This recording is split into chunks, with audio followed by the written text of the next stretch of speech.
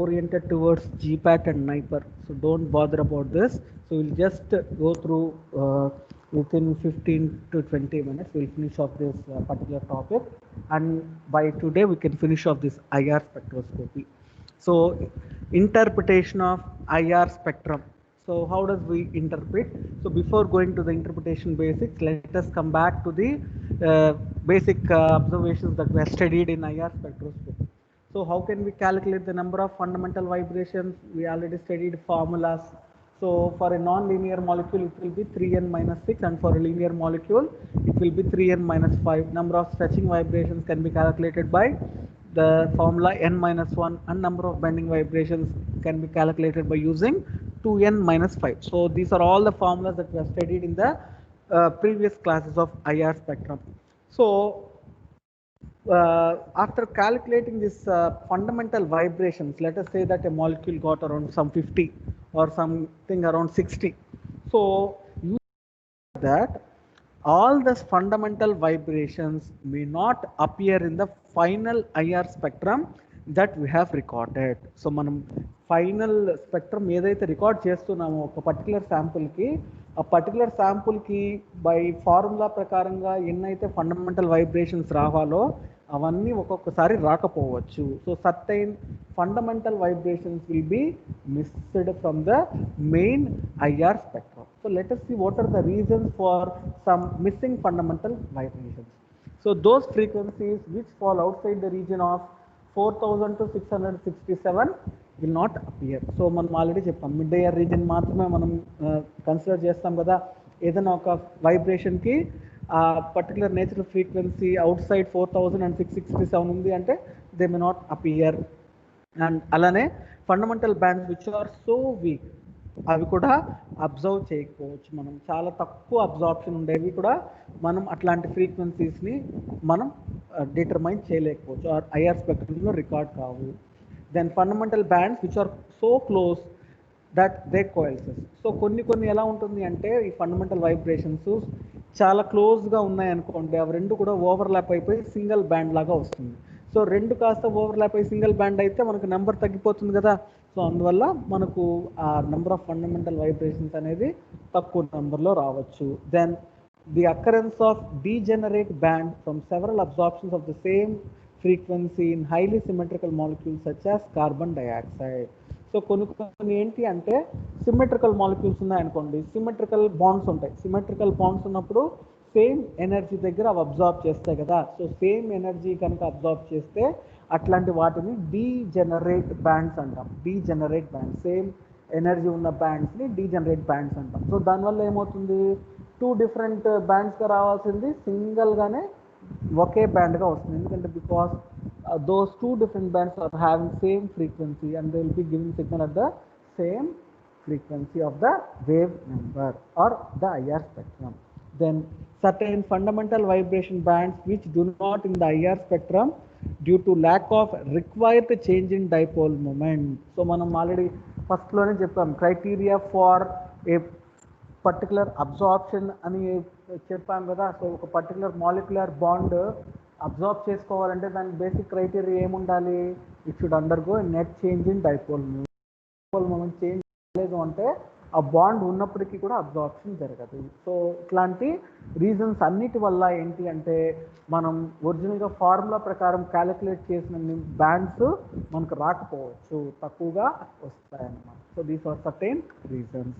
Then non fundamental bands. So కొన్నిసార్లు మనకు ఒరిజినల్గా క్యాలిక్యులేట్ చేసినవి ఇన్ని రావాలి అని అంటున్నాం. సో కొన్నిసార్లు మనకు అడిషనల్ బ్యాండ్స్ కూడా వస్తాయి. సో వాటిని మనం ఏమంటాం, we are calling them as non fundamental bands. Non fundamental bands.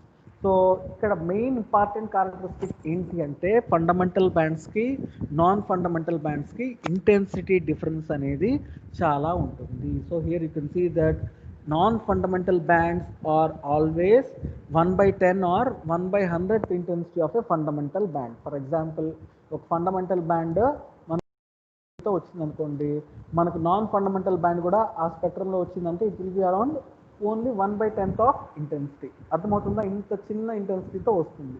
So కాబట్టి మనం ఒక్కొక్కసారి అబ్జర్వ్ చేయొచ్చు, చేయకపోవచ్చు. బట్ నాన్ ఫండమెంటల్ బ్యాండ్స్ అన్నీ కూడా ఎలా క్యారెక్టరైజ్ అయింటాయంటే their intensity is very very less. So ఈ నాన్ ఫండమెంటల్ బ్యాండ్స్ని మనం డిఫరెంట్ వేస్లో చెప్పచ్చు. ఓవర్ టోన్స్ అని, ఇది కాంబినేషన్ బ్యాండ్స్ అని, డిఫరెన్స్ బ్యాండ్స్ అని, ఇలా అన్నీ కూడా చెప్పచ్చు. సో మీరు జస్ట్ నేమ్స్ గుర్తుపెట్టుకోండి. This is somewhat out of scope for you people. ఇది జనరల్గా మీరు ఇంకా క్లియర్గా చదువుతారు, ఓకేనా.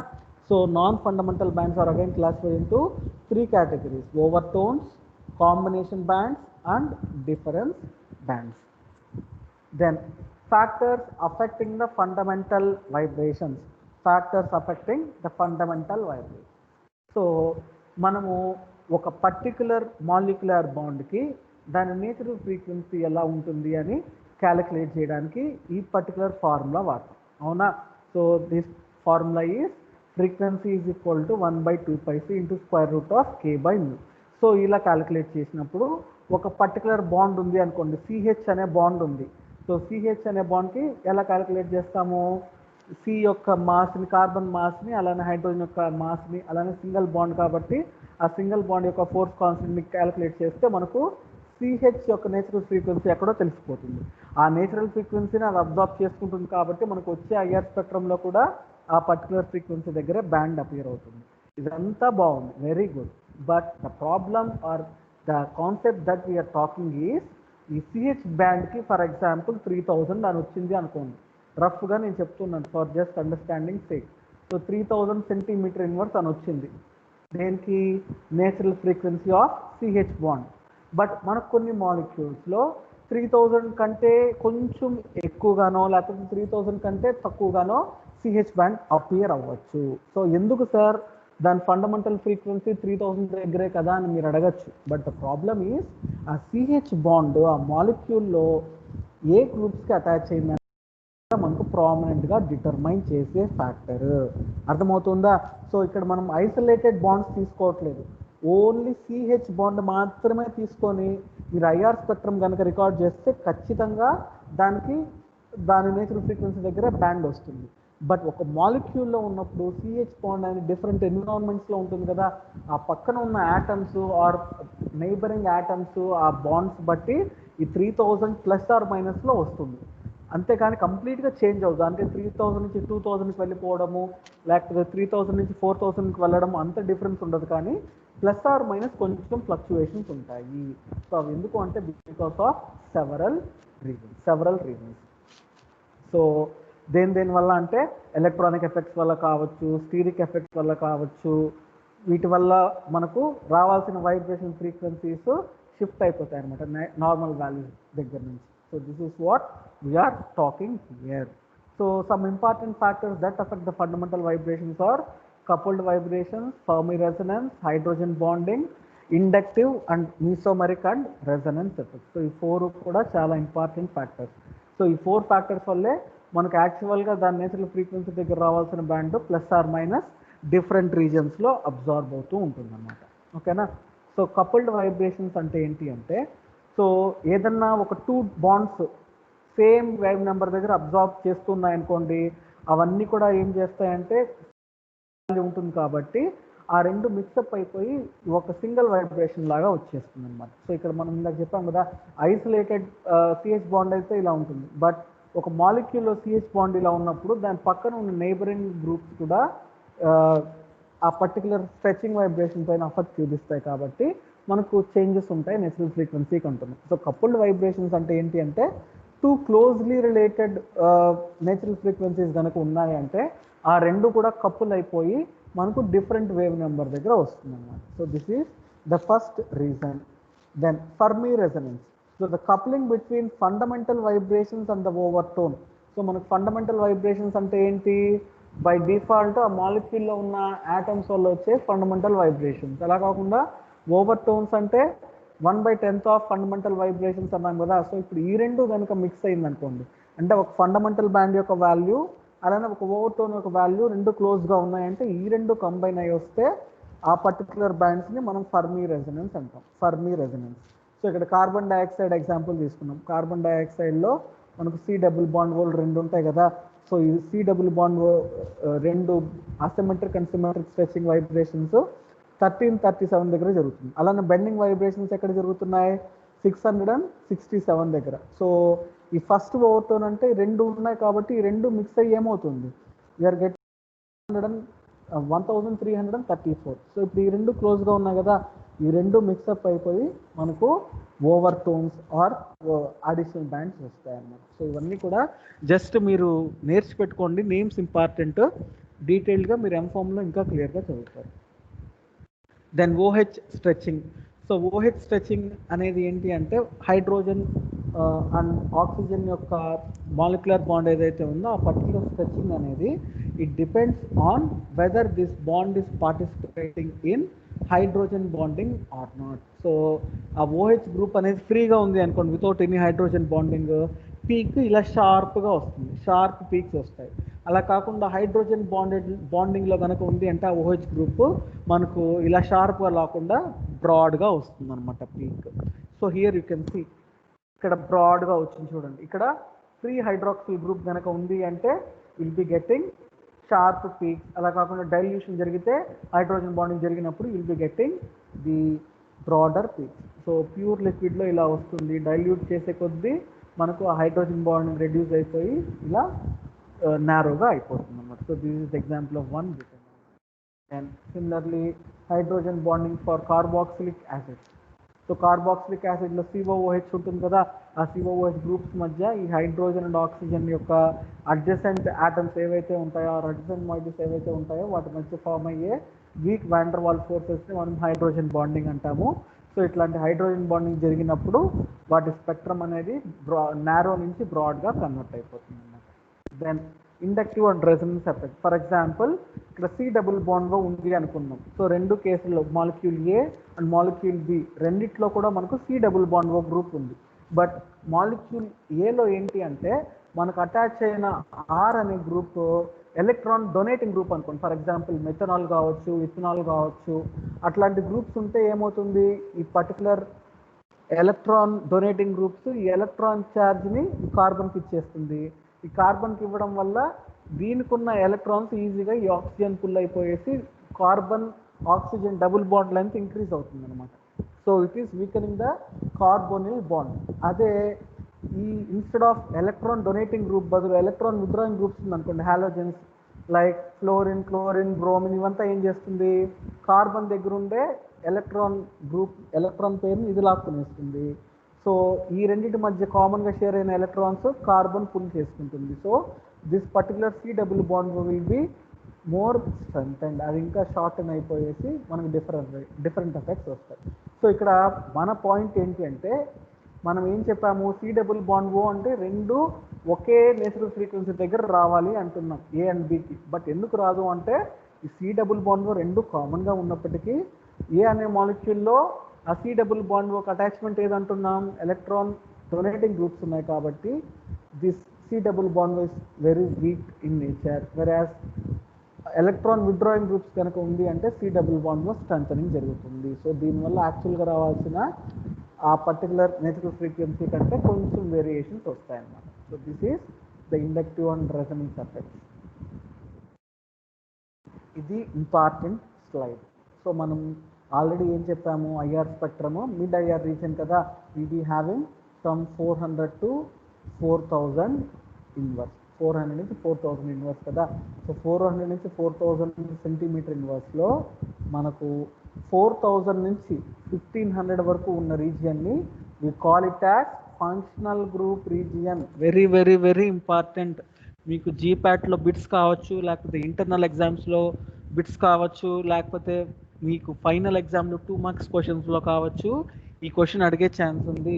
What is functional group region and what is finger print region of IR అని మనము క్వశ్చన్ అడిగితే so this is the answer. So this is the mid IR region of the IR spectrum that we are representing here. So on the x-axis will be having wave number kada. So a wave number range 400 నుంచి 4000 వరకు ఉంటుంది. So 400 నుంచి 4000 వరకు ఉన్న range లో మనము ఈ entire spectrum region ని 2 డిఫరెంట్ పార్ట్స్ గా డివైడ్ చేసుకున్నాం. సో ఏంటేంటి 4000 నుంచి 400 వరకు ఉన్నదాన్ని we're calling it as functional group region.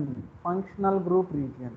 So functional group region అంటే ఆ పర్టికులర్ మాలిక్యూల్లో ఏవేవైతే ఫంక్షనల్ గ్రూప్స్ ఉంటాయో అవన్నీ కూడా వాటి యొక్క వైబ్రేషన్స్ 4000 నుంచి 400 మధ్యలోనే అవి ఎగ్జిబిట్ చేస్తాయి.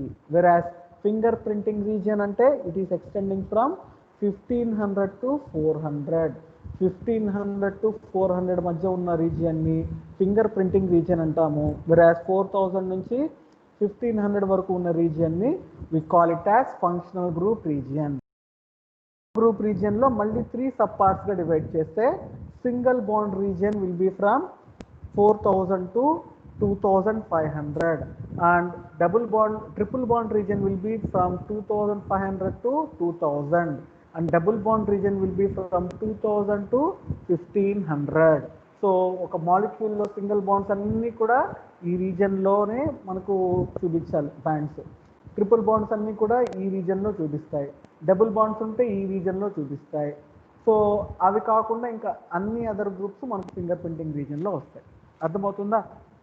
సో ఇట్లా మనం ఐఆర్ స్పెక్ట్రమ్ని 2 డిఫరెంట్ రీజియన్స్గా డివైడ్ చేస్తున్నాం. ఫంక్షనల్ గ్రూప్ రీజియన్ వచ్చిందే it extends from 4000 to 400 and finger printing region extends from 1500 to 400 centimeter inward. So fingerprinting region is having the stretching and bending vibrations mainly, and whereas the functional group region will be having single bond stretching, triple bond stretching and double bond stretching vibration.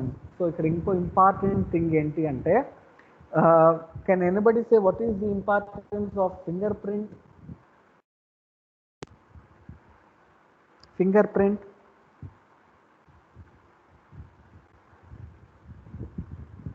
Anybody?